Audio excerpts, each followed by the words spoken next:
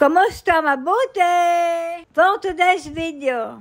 Kita nyo naman si Nili at may pa-intro na din, ay share naman ang akin. For today's video ay magluluto naman tayo na ring ating pangmalakasan na beef broccoli. Matagal-tagal na nga din ako hindi nakakatikim ng beef broccoli kaya naman naisipan ko na magluto ulit. Bumili nga ako niyang 1 kilong baka na purong laman at nasa 1,000 pesos na yan sa pera natin sa Pinas. Bumili nga din ako ng frozen broccoli at bawas na nga yan dahil ipinaglaga ko si Nili para sa kanyang tanghalian. At bago nga natin simulan ng pagluluto ay hugasan muna nating mabuti ang ating karne. Bumawas nga lamang ako at hindi ko lulutuin lahat yan at yung itinira ko ay gagawin ko namang beef caldereta. May nabasa nga din akong comment na nagtatanong kung ano daw kinakain ko din sa aking trabaho. Ay kung ano na nga lamang ho na maisipan na maluto at makain. At ako naman ho sa tanghali lang kumakain ng kanin. At yan nga hong aking lulutuin na beef broccoli ay ako lamang naman ang kakain kaya naman ilang araw ko na din yung pang-ulam. Si Nile hindi naman kumakain ng karne at si Lola naman ay gusto niyang luto ay yung labog na labog, yung tipo na nanlalagas na. Ayun nga't pandalikdik na sa paghihiwa at gigil na gigil ang person for today's video. Bukod sa beef broccoli ay mga lutong Pinoy nga lamang din ang aking niluluto din na aking pang-ulam. Kadalasan ay nilaga, prito, adobo, sinigang na ang sahog ay pampaasim lamang at kamatis. At sa sinigang naman ay ayos na sa akin kahit sitaw at kangkong lamang ang sahog. Ang kaso hindi naman uso din ang sitaw at kangkong at kung mayroon man ay dun sa Filipino store na medyo may kalayuan din sa akin. At pagdating naman sa isda ay minsan ay tilapia at salmon lamang ang aking nakakain din sa aking trabaho. Sa mga pagkain nga ay mas hilig ko ang mga meriendahin kaysa sa kanin at ulam. Ayun nga't kada daldal ay ready na ang ating mga sangkap para sa ating lulutuin na beef broccoli. Syempre ang ating pangunahing sangkap ay beef at broccoli ay hindi naman pwedeng tawagin na beef broccoli kung walang beef at broccoli. Una ko nga munang gagawin dyan ay mamarinate ko muna ang karne para mas malasa. Nilagyan ko ng sibuyas, bawang at paminta. Mayroon din akong pataktak na Ajinomoto, hindi naman masama na maglagay ng betchin. Ang masama ay yung sobrang paggamit, nilagyan ko nga din ng oyster sauce at toyo.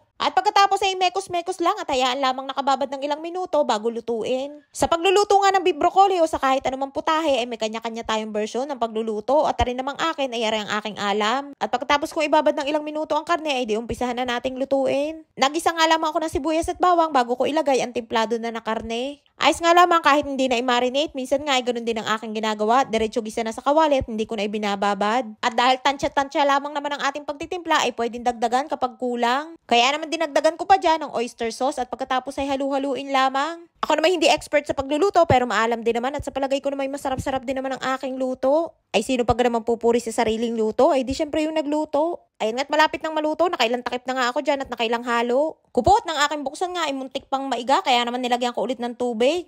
Kaunti pang ang luto at paniguradong aring maya-maya ay ayos na. At habang ang pinapakuluan ko ay pinaghanda ko na din si Nili ng kanyang pananghalian. At may bago nga nadagdag sa kanyang foodie for today's video. Nilagang broccoli at sa kanya naman salad ay nilagyan ko ng lettuce. Hiniwa-hiwa ko nga lamang na maliliit yung lettuce para hindi mahirapan si Nili na kainin. Ayun nga't ang ngiti ni Nili ay abot tenga na naman at nakakita na naman ng pagkain. Kantalong.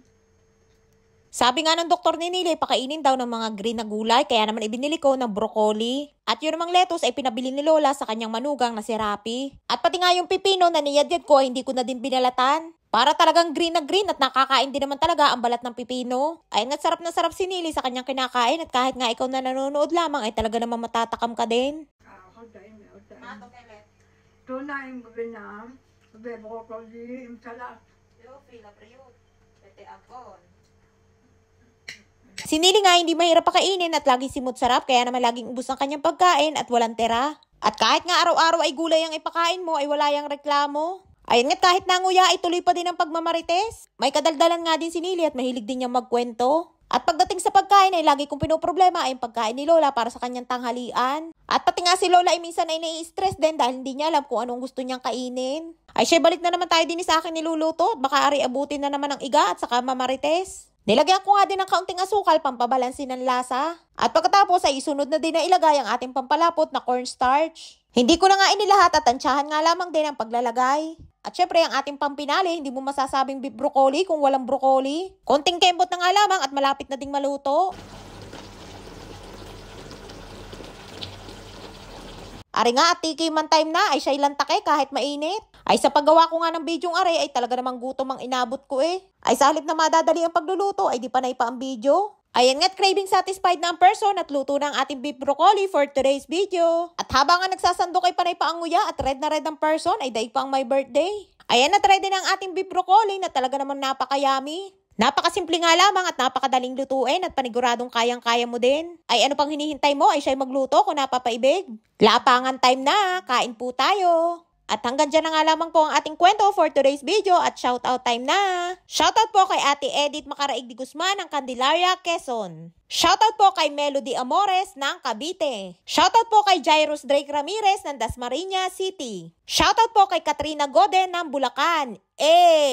Shoutout po kay Armily Cabuyaw ng Chaong, Quezon. Shoutout po kay Morita Salvador ng Dipolog City. Maraming po salamat sa inyong suporta at laging panonood. Mag-ingat po kayo palagi. At meron din po pala akong YouTube channel, makikisubscribe na din po. Please follow and share. Salamat!